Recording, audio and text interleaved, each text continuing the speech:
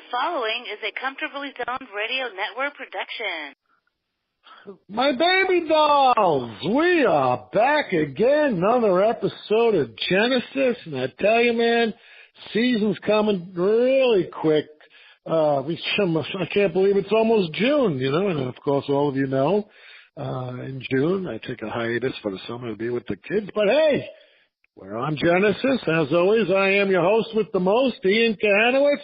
We got another recurring customer coming back today. We got Paul Scimonelli and his great book on Roy Sievers, the sweetest right-handed batter.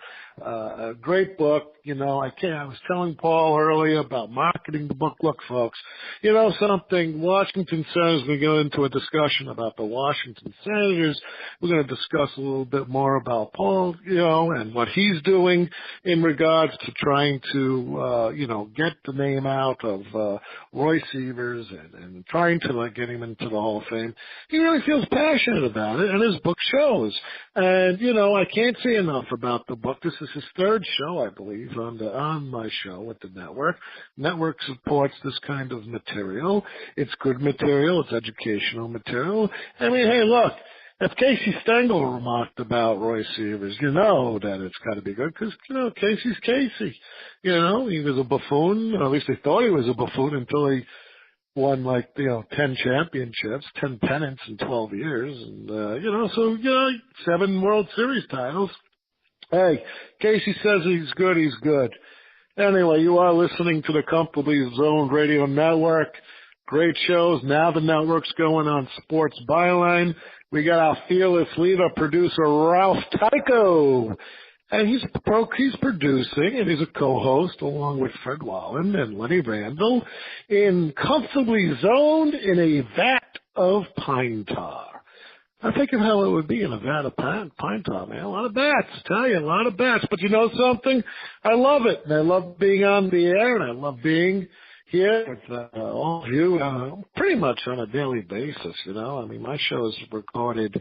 I probably do about 3 or 4 shows a week, but, I'm thinking about hoping to go onto the live air in about another month with former Major Leaguer Brett Boone. We're going to have that going for myself. My book comes out in October, as all of you know. And, things are moving. Things are moving along, and it's real good, and just to get an opportunity to speak to Paul, and he's down in Maryland, and he's lucky. He got Baltimore, Washington at his disposal, although both of them aren't doing as good as they should be. However, I'll tell you, Max Scherzer was a great pickup for Washington, but that's another story. My Yankees, they're in first place. But hey, without any further ado, let's welcome Paul to the show. Paul, what's going on? Ken, how are you, buddy? How you feeling? Well, we're feeling good. Every day above ground is a good day. That's how I look at it. So great to be back with you, and thanks for having me on again. I appreciate it. Well, something? When you get material that nobody really knows about, that it's forgotten history, I know I've asked you this question before, but I'm going to ask it again. Why, in the name of God, would history forget about Roy Sievers? I'm sure everybody that listens to the program is a great Bill James fan, and they've all read his research and they've read his abstract. And Bill James said it the best. He had a rating system, which is in his last abstract. And Roy shows up in 7 out of the 10 categories of being underrated in the league. And so, let me just talk about it. Players who play on championship teams are sometimes overrated. Players who get stuck on bad teams are often underrated.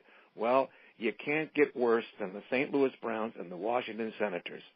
So 10 of his years in baseball were spent in last division clubs. So there he is. He's immediately overlooked because he's in the second division. He's not in Boston or New York. Number 2, players who play in New York or L.A. are sometimes overrated, while players on small market teams are often underrated. There you go. There's Roy Sievers. Players who are glib and popular, like Joe Pepitone, with press are sometimes overrated, while players who are quiet and sometimes underrated. Roy was a very quiet guy. He never said boo to anybody. He never talked back to anybody, never got ejected from a game, never pranced around the bases when he hit a home run. He was actually apologizing to the pitcher as he was hitting a home run. That's the way he was. He was just a quiet Midwestern guy. Players who play in parks which do not favor the skills are always underrated. Okay, players who play in parks which do not favor their skills are always underrated. Mickey Mantle had a left field porch that my mother could have hit home runs in. I'm sorry, the right field porch. You know that in old Yankee Stadium. Same thing in Boston, the pesky pole. You could spit and hit the pesky pole. Okay, so, Mantle hit home runs like there all the time. Roy was right-handed, and every park that he hit in was Yellowstone Park. Okay, so he had to smack monstrous home runs in order to gain his fame. Whereas a lot of left-handed hitters are hitting in places that are favoring their skills. Hitters from the big hitting eras of the 1890s, 1920s, and 30s are overrated in history, and pitchers from the dead ball era in the 60s are overrated. Pitchers from the those are pitchers. Undocumented skills like leadership, defensive skills, and heads-up play tend to be forgotten over time. Everything else deteriorates faster than the numbers, and that was Roy. Everyone that I talked to in the book said Roy was a wonderful leader and a great mentor for all the young kids on the team. He really, really helped Harmon Killebrew and Bob Allison to reach their form in 1959 and 1960, and they went on to the Minnesota Twins and became the monster big hitters for the Twins, and that's when they won the pennant in 1965. And then here's the last thing. Anything which breaks up a player's career tends to cause him to be underrated, which is like injury, switching position, and switching teams. Roy did all three, and I talked about this in the last interview. He had a major injury in 1951, which nearly ended his career. Bill Vick switched him to first base. It took him 2-3 years to learn the position, and then he's traded first to Washington, then he's traded to the White Sox, then he's traded to the Phillies. And when you do that, when you bounce around in teams, people look at you and say, "Oh, he's not that good." They look at Mantle and Williams and they say he stays on one team for 20 years and he's great. Well, I think that's an overrating. The same thing with Jim Cott. Look at Jim Cott's number. Is he in the Hall of Fame just because he spent 21 years in the league? Sometimes longevity on one team isn't always the answer. So Roy is just underrated in so many different categories because he was stuck on second division teams, never played on a winner except for the Chicago White Sox for 1 year, but they never really made it back after 59. Excuse me. And then he went to the Phillies, and maybe had he stayed in 64 and not been traded in the middle of the season, he could have helped the Phillies break the fold in 64, maybe could have gone to the series in that year. Roy Sievers is plagued by what-ifs in his entire career. So that's I look at the underrating system, and that's the way that I go by it. He's just, there are so many like him. Joe Adcock, Vic Wertz, Ted Kluszewski, all the same thing. Look at the way that they're underrated in the system. They were monstrous, prodigious hitters, and they just bounced around from team to team and never really stuck. But Sievers was a hero here in Washington, D.C. And you know something? It really, it always perplexes me.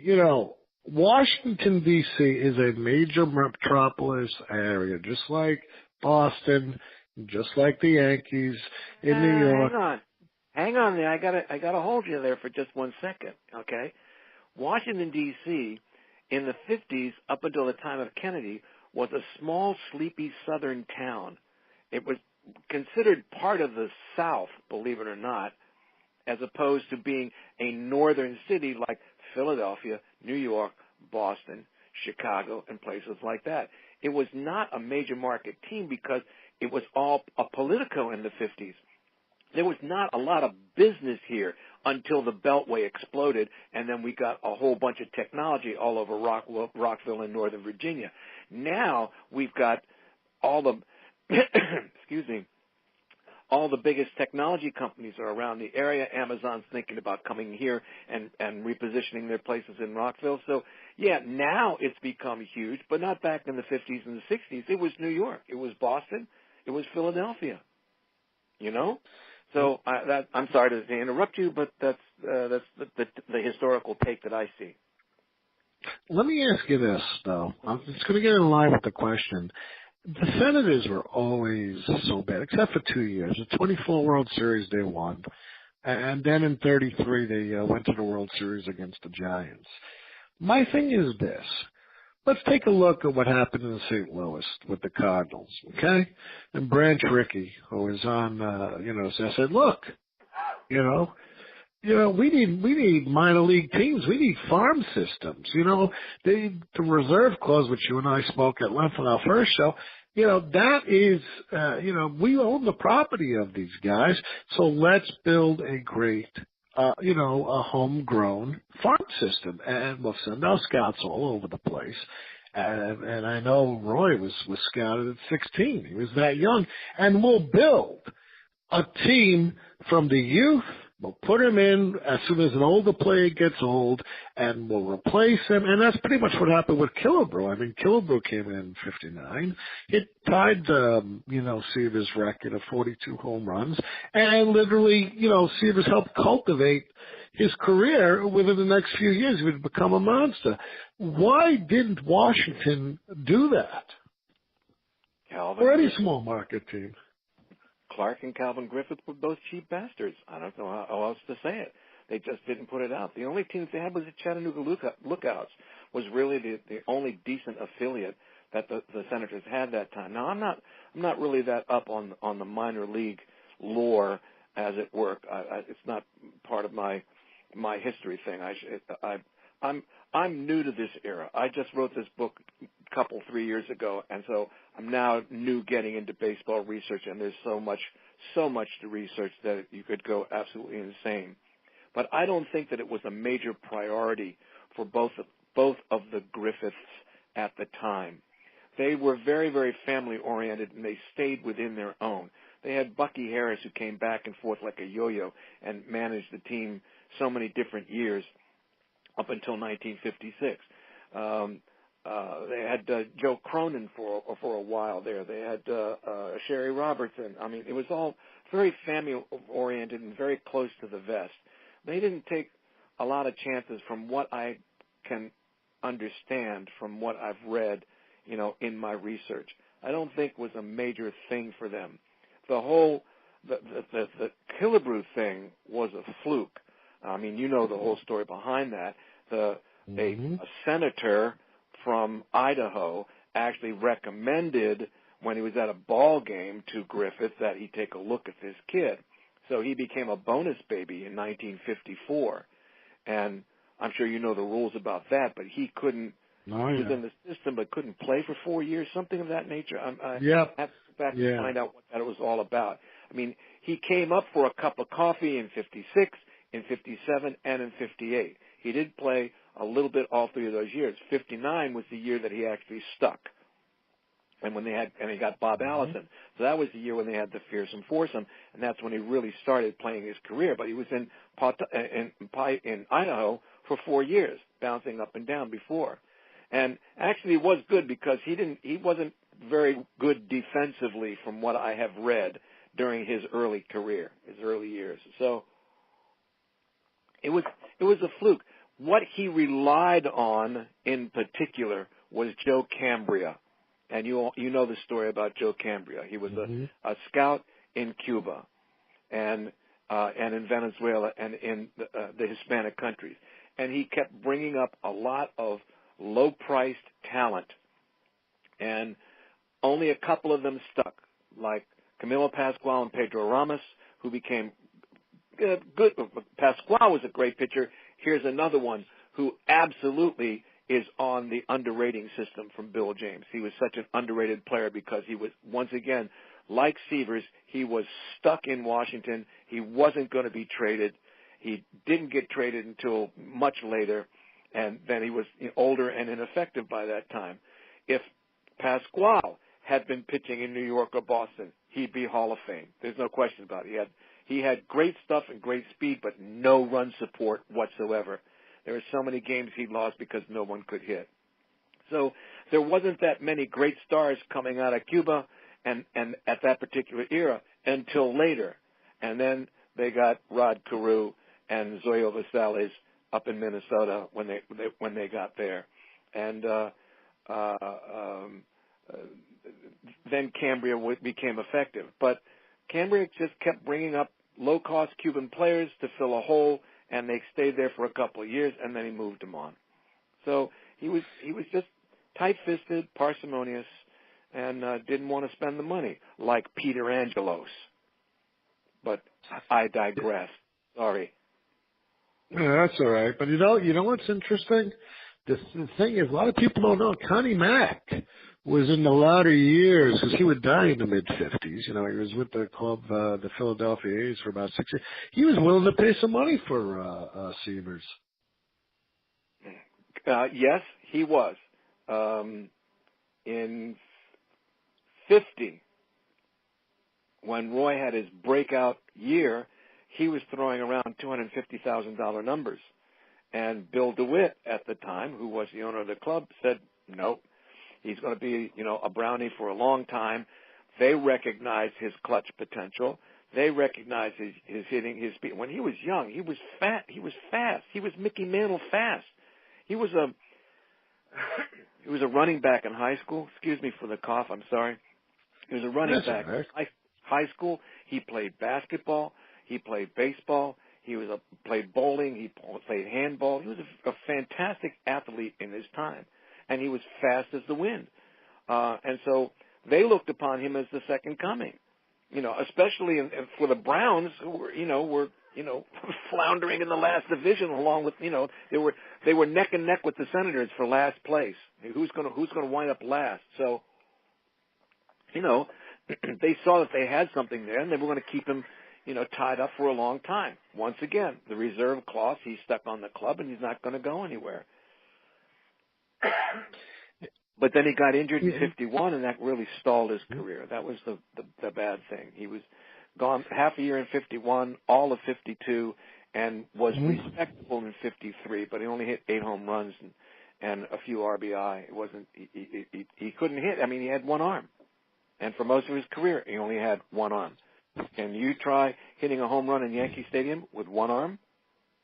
And back then, those dimensions, man, I mean, if you were a little boy watching Bobby Mercer run around the center field behind the monuments out there, that's a far way to go.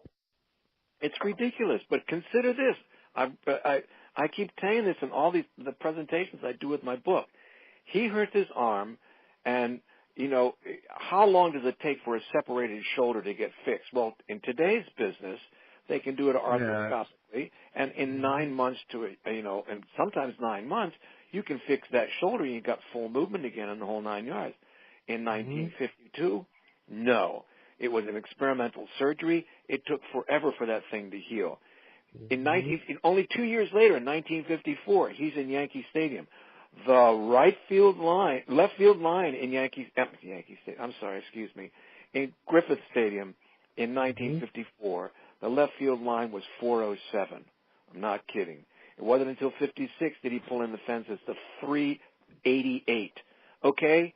388. Now, can you tell me how many stadiums today are that short? Camden Yards is 388. Camden Yards is like 360 something. Same thing in Nats Park. There's none of those dimensions that are like that. They all favor everybody. All the hitters, it's all home runs.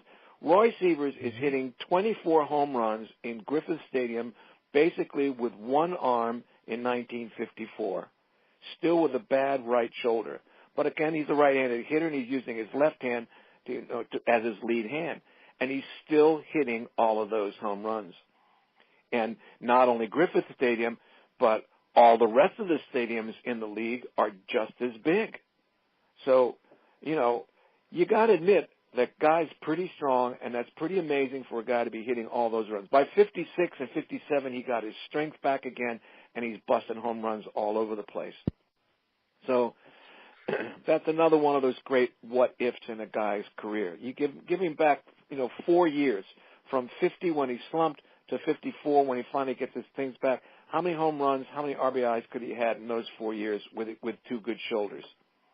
We're talking Hall of Fame numbers here. He could have had that. But once again, you're stuck in Washington, D.C. on a second division club that gets absolutely no national publicity whatsoever. Mickey Mantle sneezes and he gets, front page on the New York Times. All right? So it's all over the place. Bob Wolf told me exactly the same thing. New York press will either make you or break you. And they made Mantle, but they also excoriated him as well. I mean, you were there. You lived there. How many times did Mantle get booed in his career? Not many. What? Not Mantle only in the latter years, really. Did he get? No, I heard it was pretty much because he wasn't producing a lot when he got hurt and stuff like that. And then the whole thing about the draft, him missing the draft because of osteomyelitis, and the whole thing that he had, and they were booing him, calling him the draft dodgers and the whole 9 yards because he was hitting home runs and running all over the field like crazy, and they thought he was dodging the draft, and so I don't think that's fair at all, but that's how fickle people can be, but at any rate, he was a star in Washington. But being a star in Washington is like being a star in Duluth in 1950. You know what I'm saying? Yeah, I hear you. But you know who's very pivotal here, and a lot of people either love Bill Veeck or they hate Bill Veeck. I love Bill Veeck, and you know something? Bill actually helped him. He said, "You know what? We're going to get your career back on track from this whole injury thing. Let's talk about Bill and his relationship with Roy." Bill Veeck really saw something in Sievers, and in his book, he said the same thing. He was one of the nicest people in the world. And so when Sievers got hurt in 52, according to the reserve clause in those days, the owners didn't have to do anything. They didn't have to fix you. They didn't have to do anything. They could get rid of you and sell you as damaged goods and get for what they wanted and go after somebody else. Veeck paid money to have him travel to Johns Hopkins University for experimental surgery by Dr. Bennett to fix his arm. He pampered him, and when he was ready to go, Veeck, the owner of the baseball team, how many owners do you know would do this? With his wooden leg shot off in World War II, gets at home plate and starts hitting him baseballs to first base, changing him over to first base. Did you know this is one of the reasons that really ruined his career?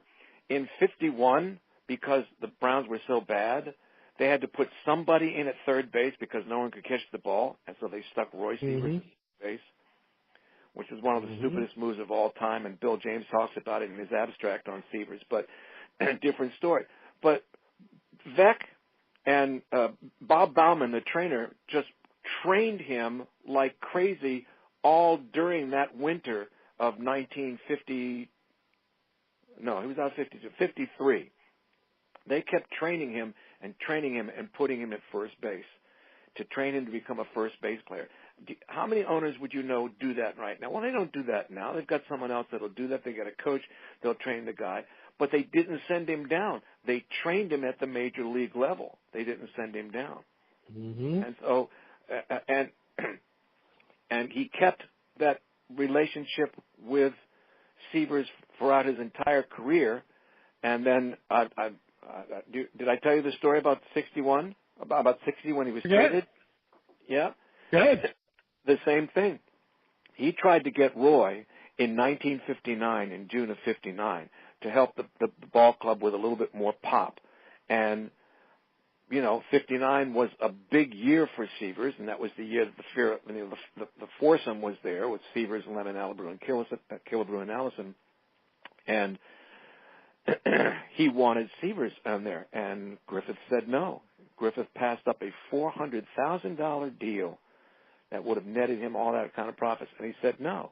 And it wasn't until 60 when Roy actually had a bad 59. Actually, 59 wasn't great for Roy. He only hit 21 home runs because he got hurt several times in 59, which took away a lot of his playing time. Then he got him for $250,000 in two players in 1960.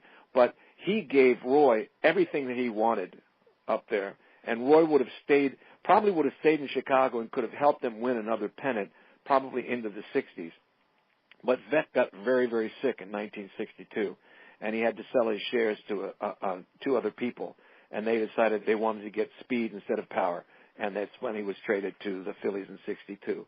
But Veeck loved him throughout his entire career, one of his best friends, and Roy says that Bill Veeck was his best friend in baseball, and he had no qualms about signing any contract that Veeck gave him. Veeck knew the talent that Roy had and believed in him. It's just a shame that he played for him for a couple of years in St. Louis, and then the team was taken away from out from underneath him, and he didn't have anything until he went back to Chicago. If Roy had stayed, if Roy Sievers is ifs and buts and candies and nuts for his entire life, had Veeck had a team for the entire year, Roy would have been on that team. He would have been an absolute star in Hall of Fame caliber. Veeck would have turned him into a superstar. He was a wonderful man. I think Veeck is a misunderstood genius. Yeah, you know what? I liked his gimmicks, like the whole, the midget thing where he sends them up and all the gimmicks in the 1970s just to get people into the ballpark and stuff. I think that was a revolutionary, a really visionary. Plus, if you know your history on Veeck, he wanted to integrate the leagues during the war. He was ready to buy Philadelphia, the Phillies, and make it an all-Negro team. I mean, he had vision. Unbelievable vision. You know why he was excoriated by the owners was because he suggested that they share revenue. He suggested revenue sharing back in the 1950s. Well, all these fat cat cigar smoking Calvin Griffiths, they didn't want to do this kind of crap. There was no revenue sharing back there. They thought he was a communist. If you read Veeck's biography, which I'm sure you have, that's correct. For trying to suggest revenue sharing for the team. That was one of the closet reasons, I believe, that he was ousted out of baseball, that the owners wouldn't okay his sale to Baltimore in 1954. Oh, end of the season, 1953 actually, but in 1954 the Browns moved to Baltimore. They wouldn't okay the sale, and so he wound up having to sell the team to a consortium in Baltimore, and he lost the team in '54. And they sort of ousted him, and they ousted him for just that reason, for the Eddie Goodell thing, for suggesting revenue sharing, and all the other foolish pranks that he had there, like Grandstand Managers Day. Do you remember that one? Yes, I do remember that. People held up signs to bunt, hit, or steal, or something of that nature, and they actually won the game. And then he had Satchel Paige sitting in a rocking chair in the bullpen, and there's all kinds of, the exploding scoreboard in Chicago, the guys wearing shorts.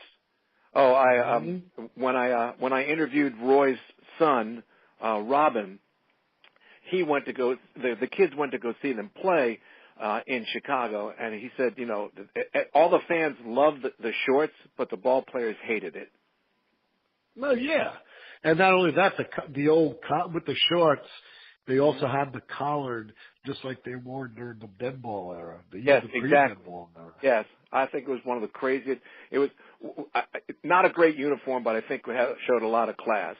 I think they got made fun of by the other. Oh, I'm sure they did. And that whole thing. But so Bucky Harris. If you speak to, have you got a chance to speak to George Case III? I've met George. I met George at the last Washington Baseball Historical Society meeting in February. Really, really nice. Haven't had a chance to actually sit down and talk with him. We're friends on Facebook more than anything else. Really, really nice guy, and he's been very helpful to me. But I haven't had a chance. And he's been on your show a million times, right? Oh yeah, me and George go way back. Without George helping me out in the beginning, I wouldn't be here sitting talking to you today. Because I would. No, George, you know what? I said to George back in 2014, I said, George, I'm thinking about doing a Facebook page.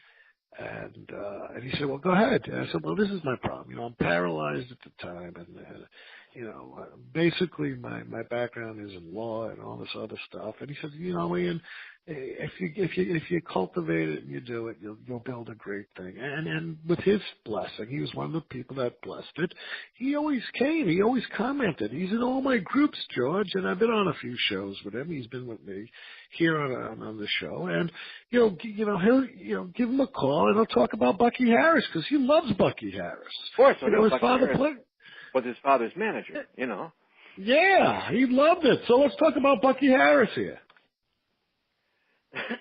Bucky Harris was, he was. Help me out here. Joe Cronin was married to Griffith's sister. No, that's right. Yeah, that's right. So, yeah, and he shipped him off to Boston, and one of the reasons why he wouldn't sell Sievers to Boston was he didn't want his son-in-law to have his best player and have the Red Sox beating him all the time. So he wasn't going to sell Sievers to his son-in-law because he didn't want to have that stigma on him that it was, nepotism and the whole thing in the business and that kind of stuff. So that's one of the reasons why Sievers never went to Boston at the time, because Cronin was involved with management of the Red Sox during the 50s. Bucky Harris, I think, he was the whiz kid, and he was the one that brought them to the pennant in '24. Is that correct? It was. I'm not big into the Senators' history in those eras. As of course, Phil Wood is. He's marvelous when it comes to those things. But I'm a little bit lax in that particular stuff. But he bounced around. He came up, and then they put him back, and in the 40s they had 4 knuckleballers, and then they brought Bucky Harris came back in the early 50s when they had Gil Cohen, and Bucky was actually Roy Sievers' first manager in 54 and 55, and then they switched him again in 56, and they brought in Chuck Dreesen, and he was an extremely effective manager, I think. I mean, how do you look at him? I think with him he was very unfortunate, especially in New York.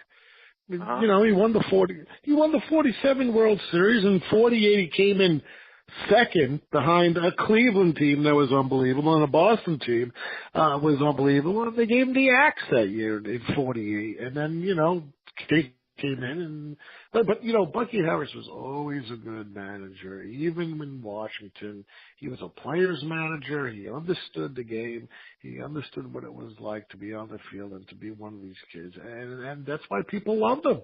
He was 191 and 117 for the 2 years he was in New York, and he won a pennant and World Series title, just like you say, and and that's not good enough. I can't imagine why that's not good enough.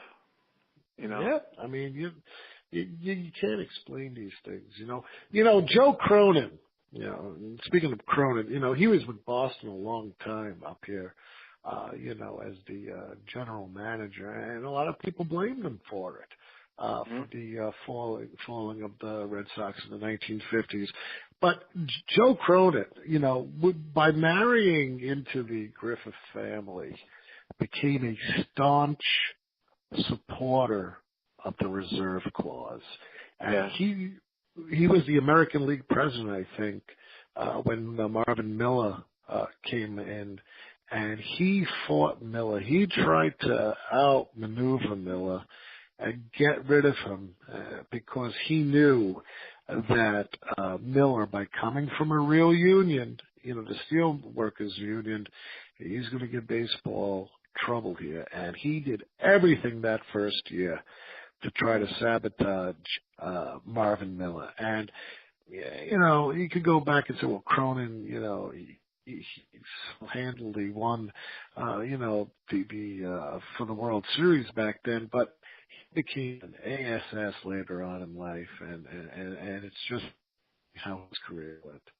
Yeah. It's terrible. I mean, I looked at his stats, and he won 3 pennants and a World Series title. In the 29 years that he managed, and why isn't he considered for the Hall of Fame? Yeah, you don't. Well, the Hall of Fame is all messed up anyway. The problem that I have with the Hall of Fame is, Sievers is going to get on the Veterans Committee, just like Gil Hodges. I speak to Gil Hodges' children all the time. Okay, the problem with the Hall of Fame is this. They all go by the sabermetrics and the numbers and the models and all this other, and you can't do that. You cannot throw Roy Sievers in with someone from the 1970s or from someone from the 1990s on a veteran committee. You can't compare Alan Trammell, who just got in, and Roy Sievers, because they played for 2 different eras. You have to judge the player by the era that he played in. And when Gil Hodges died in 1972, he was 5th. He was 5th on home runs. You just can't, say now, 50 years later, near after his death, well, we're going to judge him like everyone else, and that's what they do. Here's what it says in the Hall of Fame book on the Golden Days Committee. The committee shall consider candidates, and voting shall be based upon the individual's record, ability, sportsmanship, integrity, character, and contribution to the game. What did I just say? I just plotted out both Gil Hodges and Roy Sievers in the Hall of Fame. Sportsmanship, integrity, character, and contribution to the game. Okay? How much more do you have to say about a player like that? But they all do everything in front of that. The individual's record and ability. Well, they look at the record and they look at his ability for an injured guy playing first base in a position when he should have been a center fielder, and 4 years lost to injury and the whole 9 yards. They just look at the numbers. They don't look at the person, and how many other people are not there? By convolution, how many drunkards, wife beaters, and womanizers are there in the Hall of Fame? Okay?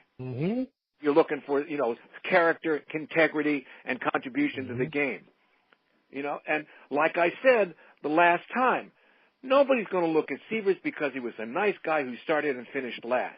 Now they want to make a movie out of Joe Pepitone's life. Why? Because he openly snorted and drank and pot and women and chasing all over the place and tried to live up to the image of Mickey Mantle being the same kind of thing. Well, he didn't have the skills that Mantle did, number one, and all the writers looked the other way. Okay? In the 1950s, everybody was a man. It was a man's man. It was, misogyny was sort of, championed, for Christ's sake, for lack of a better term. It was a stupid era. And woman's place was in the home. And it was disgusting back then. And that's what Pepitone, lived up to, that reputation of being the animal, the big animal in the jungle. Oh, he didn't have the skills, as far as I'm concerned. So why are they making a movie about his life? Why? Because it's sensational. Everybody wants to see that stuff. Everybody looks at Roy Sievers and goes, "Yawn, nice guy," And it's wrong. It's just wrong. We need to have more movies about people who were good at that time, who didn't abuse people. So, I'm sorry, I rant. Forgive me. Yeah, that's all right, but you're absolutely right. Both Sievers and Gil Hodges served in World War II. Hodges was a Marine on Okinawa. He saw action. Roy just did time. To be honest, Roy was an MP at Fort Knox, Kentucky, and his big deal was going in and breaking up the games in the men's room at the racetrack parlors in Lexington, Kentucky, and places like that. So not only that, he was another one like DiMaggio and Greenberg and others of that nature, who, when they found out that he could play some ball, the captain of the Post said, "You're going to play ball for us." And so he played ball all day and then came and laid on his bunk and read comic books and magazines. Didn't pull a lot of duty because he was playing, post ball, and he was a big hitter for his Post team in Lexington, Kentucky. So, I think I'm gonna give a special shout out to Hodges, number one, because he's a Marine and I was a Marine, and he actually saw action and was there in the thick of the shit, if you pardon my French. But Roy sort of palled around in the Army for a couple of years. But I'll give it to them both. They both served their country, at the time. So you're looking at character, you're looking at integrity, and you're looking at contribution to the game. Look at the contribution that he made to the game in Washington, D.C., not in New York, okay? And once again, he was the biggest contributor in the 1950s. If it wasn't for Sievers, as I said the last time we were interviewed, I don't think there'd be a ball team. I really don't think so. Yeah, I mean, he was that important. But so what I'm going to have to do, Paul, is bring you back again, and we'll have to do it in the fall because we got another month left. Because Roy Sievers is somebody that I think needs some close observation here. It's just not like another podcast. You're going to come on and do your thing on Paul, and I do your thing on Roy, and then go away. But I think it needs a little bit more scrutiny, which we're doing here. I would love good. it. You just give me a call, and I'll come back anytime. I really enjoyed talking with you. Yeah, I mean, it's very important, and you're very passionate about Roy. Oh, and, I certainly am. I see it. Now let me ask you this: you were a Marine. Were you in Vietnam? Was I? No, I wasn't in Vietnam. Oh, you got lucky. Huh? You were in the Marines. I was in the United States Marine Band here in Washington, D.C. For 4 years. You still had to go through Paris Island, right? No, I did not. Because I was going to ask questions about that. That's the thing. My brother-in-law, he was a Marine. He's 2 years younger than me, 45. But I speak to the Marines in my era, and then I speak to the Marines in your era, and it was so much more perverse back in the 1960s. They stood you up for about 24 hours, and you're under. Oh yeah, it was bad. I could tell you. Next time you have me on, I'll tell you some stories about why things changed in the Marine Corps. I can tell you why it happened in 1959 and all that kind of stuff. But no, I didn't have to go through that because they realized that the service musicians who were going to be playing for the presidents they were all educated people, number one. Number two, they were all specialists when they walked in there. I mean, you had to have a college degree to get in. And number three, if you're a musician and you're a violinist playing in the White House and you go through Paris Island and they screw up your hands or they break your hands while you're going through physical training or something like that, you're going to be on disability for the Marine Corps for the rest of your life, and then you don't have a livelihood for the entire thing. So the Marine Corps said, no basic training, you come in and we'll give you field training here at 8th and I. And that's what they did. They gave us protocol training for the Marines and for the White House and that kind of stuff. And you sort of, we had a drum major who was a tired lifer. I mean, he was a top kick, and he kept us in line and kept us, the military grindstone in our face. But other than that, no, I didn't have to go do that. Yeah, well, you got lucky, man. That's why we're talking to each other today. But I'm going to tell you this, like I always tell my listeners, like I said to you in the beginning of the show, the book is fantastic. If you're going to learn, if you want to learn something, you go to Paul's book. Well, let me ask you, Paul, besides Amazon, besides McFarland, where else can we catch this wonderful book? It's at Barnes & Noble. On Barnes & Noble. And and I was cruising through eBay the other day, and believe it or not, somebody has bought the book. It's now up as a third-party seller on eBay for almost twice the price of the book. So, everybody sells everything on eBay. I'm flattered that someone thinks my book is, potent enough that they're going to charge $40, $45 for the book. But, buy it retail off of Amazon. You're doing a good thing. Mm-hmm. I'll get a few bucks for royalties, and we'll all be happy, and you don't have to overspend your money. That's it. Excuse me. That's it.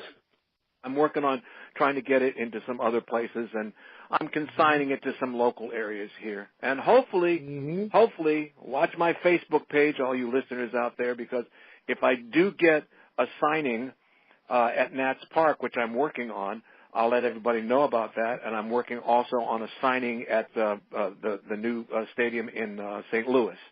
So hopefully I will come and be able to sign and sell some books for you there in the Nats store. And, that's fantastic because give a little presentation. Everyone always likes to hear snippets of what they're going to be buying. You give a little bit of a commercial for it. And I think you're going to do fine in selling the book. It's definitely a winner. Hold the line, Paul. This is how I end my show as always. Folks, had a great time talking with Paul. Love the passion. Love the logic. If you could just tell when someone's passionate about something, and something, Roy Sievers is definitely someone to be passionate about. As always, I'm Ian Kahanowitz. Thank you, Paul, for being on the show again, and the Comfortably Zoned Radio Network for making this whole thing possible. And in the words of one of the people I should have seen in my life, I was born 5 years after his death, in the words of one of my heroes, Edward R. Murrow, good night, folks. Good luck. We'll see you tomorrow.